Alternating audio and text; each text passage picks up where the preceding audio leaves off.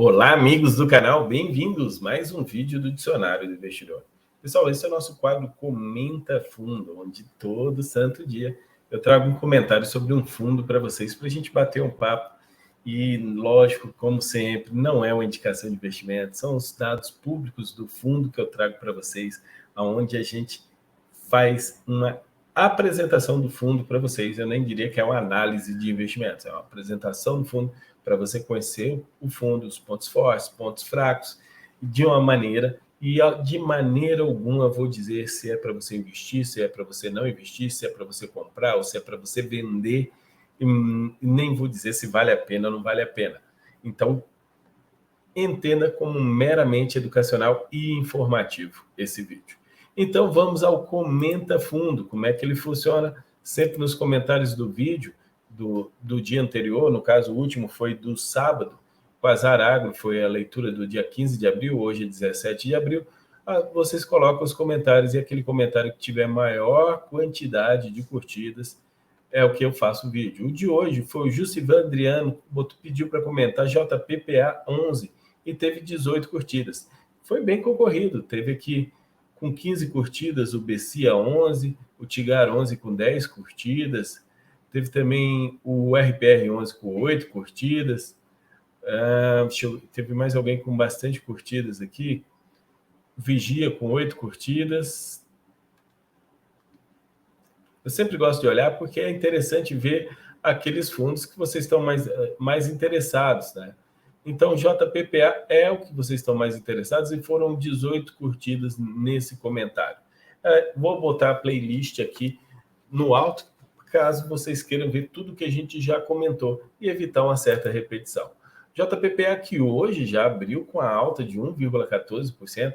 Esse fundo, se a gente olhar nos últimos 5 dias, ele vem caindo 3,94%, e ele não tem uma liquidez tão alta, vou mostrar isso para vocês, mas ele já esteve lá acima de R$100 no último mês, e se a gente olhar os últimos 6 meses, ele já teve até R$109, e vem de lá para cá caindo, como todo fundo imobiliário de papel vem caindo. Ele caiu 12% nos últimos 6 meses, se olhar um cenário de um ano, ele foi subir para depois cair, caiu apenas 6%. Desde a sua criação, que começou a ser negociado na Bolsa em novembro de 2019, esse fundo caiu 15%, mas pagou um baita provento nesse período, né?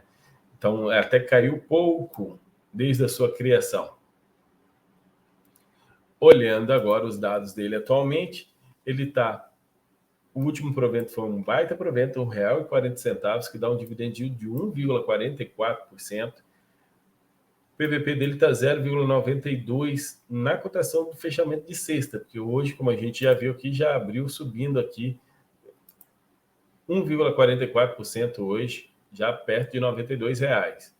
Então, é curioso o JPPA, porque apesar dele estar entre os maiores pagadores de dividendos nos últimos 12 meses, se eu não me engano, no ano de 2022 ele foi o segundo maior pagador de dividendo ou o primeiro. Estou na dúvida agora, porque eu fiz esse vídeo, mas eu lembro que ele estava em primeiro ou em segundo. Eu não lembro se ele ganhou.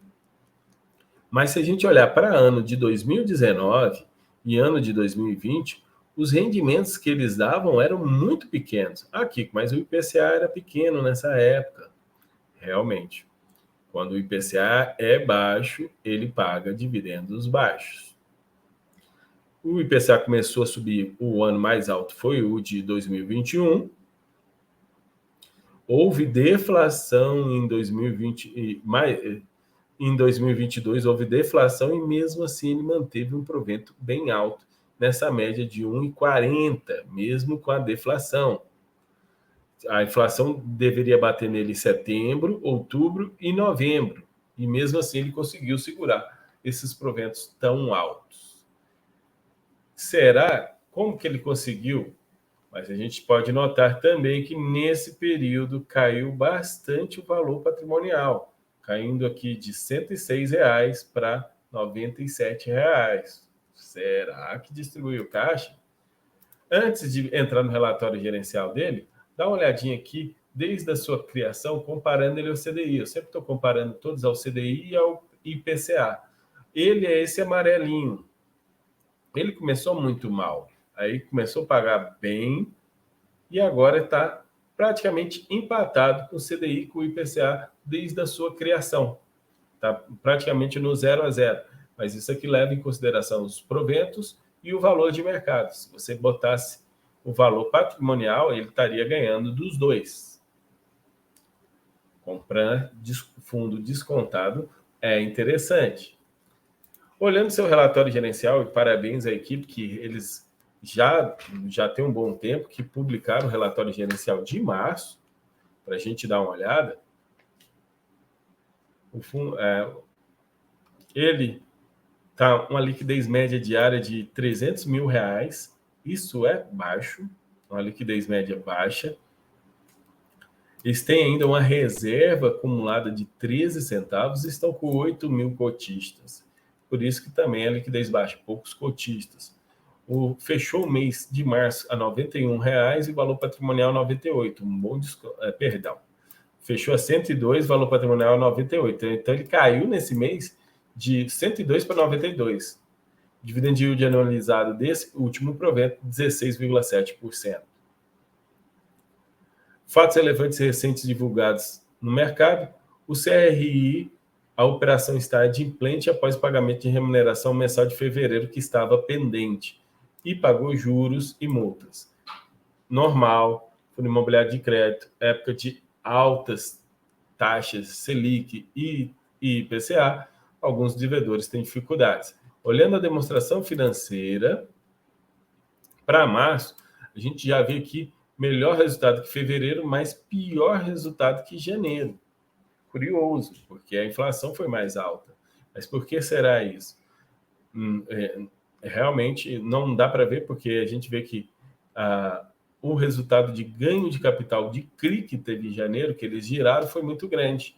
Mas quando a gente vê só a receita de CRI foi maior nesse sentido. Então, eles não giraram no mês de março. Então, poderia estar com resultado melhor.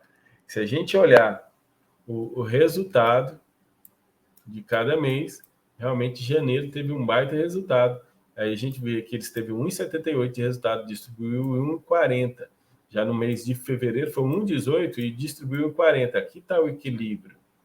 E agora só usou 3 centavos acima da sua reserva. Eles têm ainda 13 centavos de reserva. O IPCA de referência foi bem alto. No próximo mês, se eles para manterem 1,40, provavelmente vão ter que usar a reserva novamente. Aqui o desempenho do mês, eles comparam com o CDI. Por quê? Agora vamos dar uma olhadinha na carteira do fundo. A carteira do fundo é 92% em CRIs e 8% em renda fixa. E um tiquinho em FIIs aqui que nem dá para ver o percentual. Se a gente olhar indexadores, ele é 66% indexado IPCA mais 9,02. Isso é uma taxa alta. A gente vai ver a descrição dos CRIs, eu diria que isso pode ser até um high yield. 26% CDI mais 4,9, também é uma taxa alta.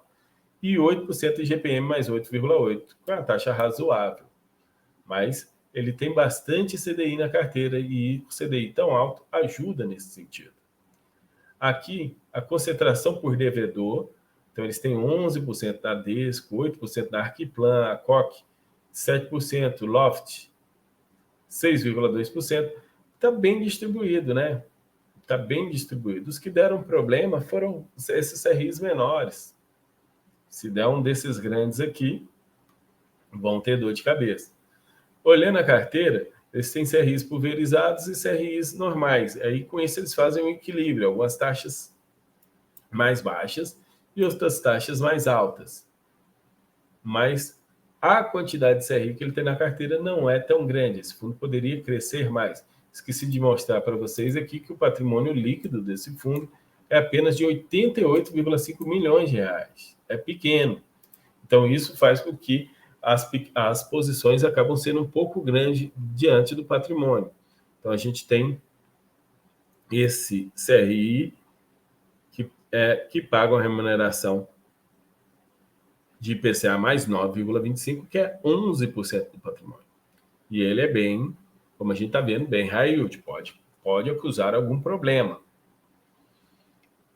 As LTVs que tem nos CRIs, vocês podem ver quanto maior a LTV, menor é o retorno em caso de execução de garantia. Então, você pode ver que pouca coisa está maior de 85%. O resto tudo as garantias são maiores que a dívida bastante. Chega a ser o dobro aqui, né? 9,1% chega ao seu dobro. Aí, participação da operação na carteira de CRIs e as LTVs, SDs, com a LTV é 80, né? Então, significa que de cada R$ 80,60 de dívida, tem R$ 100 de garantia para cobrir. A amortização é mensal a partir de novembro de 2023, então ainda não está pagando amortização. Amortização mensal a partir de outubro. O final com full cash, esse aqui só no final, mensal. Ele deve distribuir, fazer distribuição, como tem alguns no final aqui, ele deve fazer distribuição através de contábil. E isso a gente vai ver. Aqui ele fala do Carvalho Oscar. O Carvalho Oscar, essa é a segunda vez que dá problema. Esse CRI é pouco, é 1,3% do patrimônio. E o problema que ele tem é simplesmente atrasar um pouquinho e depois ele coloca em dia, porque a própria empresa, Carvalho Oscar, está com problemas de liquidez. Não significa que elas tenham patrimônio negativo. A distribuição por rating, aí você pode ver que boa parte da carteira tem rating, né? Tem boas classificações. Então, a qualidade de crédito é excepcional, alta qualidade de crédito, adequada, e o B1 aqui é baixa qualidade de crédito, e o CA e C, que é bem pouquinho, são que seriam os mais arriscados, alto risco. E aqui um pouquinho sobre cada CRI. Aí que eu gosto, por exemplo, esse CRI é um loteamento. Me agrada loteamento, já falei para vocês. O que me deixa um pé atrás são as multipropriedades de resorts. Aí, quando esse loteamento me agrada, outro loteamento me agrada. Aqui é um prédio residencial, também me agrada. Pulverizado Orinvest, sendo também é um prédio, só que esse aqui, se eu não me engano, ele é corporativo. Mais um Carvalho Oscar, aí o Carvalho Oscar tem por trás aqui uma empresa do ramo hoteleiro, de modo geral, esse aqui talvez possa dar algum problema. CRI Estácio, ele é um fundo imobiliário que comprou esse imóvel e usou contratos atípicos como garantia e emitiu CRIs. Isso aqui até é bem high grade, esse cara aqui, então, bom resultado. GPCI é loteamento. CRI Socicam Brás, esse aqui tem alguma coisa que eu nem sabia desse aqui, não. Contratos de locações como garantia, também não sabia. É lá da estação do Brás, financiando a estação. CRI Dynamo, também é a mesma coisa. Contratos atípicos, deu o contrato como garantia. E assim são vários os CRIs que ele tem. E se a gente olhar, passeando por todos eles aqui, nós não achamos nenhum de resorts. Talvez setor hoteleiro com Carvalho Oscar, mas mesmo assim é